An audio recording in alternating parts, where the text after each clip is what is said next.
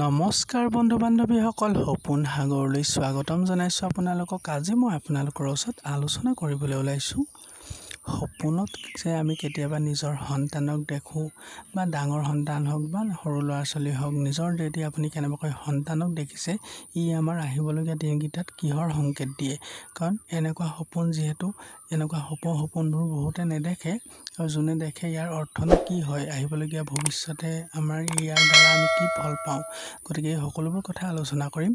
যিহেতু সপোন দেখাটো এটা স্বাভাৱিক প্ৰক্ৰিয়া হয়, আমি হোৱাৰ পাছত যিকোনো সপোন আমি দেখিব পাৰোঁ, কিন্তু সকলো সপোনৰ অৰ্থ কিন্তু বিচাৰি পোৱা নাযায়। যিবোৰ সপোন আমি কোনো চিন্তা চৰ্চা নকৰাকৈ গভীৰ নিন্দাত দেখোঁ, সেনেকুৱা সপোনবোৰৰ কিন্তু 100% যি ইয়াৰ ফল আমাৰ অনাগত ভৱিষ্যতে দেখিবলৈ পোৱা যায়।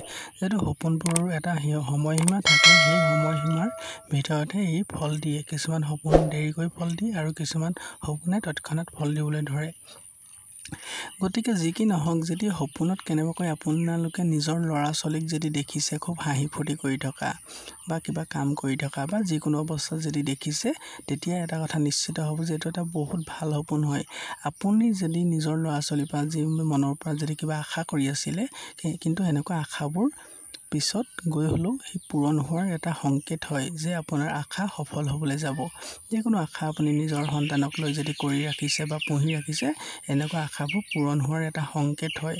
লাগিলে কষ্ট হ'ব, বা যি বহুত কষ্টৰ পাছতো কিন্তু এই আপুনি ভবা চিন্তা কৰা যি আপোনাৰ আশা, এই আশাবোৰ পূৰণ হোৱাৰ এটা সংকেত হয়। গতিকে এনেকুৱা সপোন দেখিলে কাৰ লগতো শ্বেয়াৰ কৰিব নালাগে, কাৰণ এনেকুৱা শুভ সপোনবোৰ শ্বেয়াৰ কৰিলে কিন্তু ইয়াৰ ফল সোনকালে পোৱা নাযায়। গতিকে সপোনত নিজৰ ল'ৰা ছোৱালীক দেখাটো বহুত ভাল সপোন হয়। গতিকে আপোনালোকে কেনে অৱস্থাত কেনেধৰণে নিজৰ সন্তানক দেখিছে মোক কমেণ্ট কৰি জনাব। মই আপোনালোকক সকলো কমেণ্টৰ উত্তৰ দিম। গতিকে আজিলৈ ইমানেই আছিলে। ধন্যবাদ।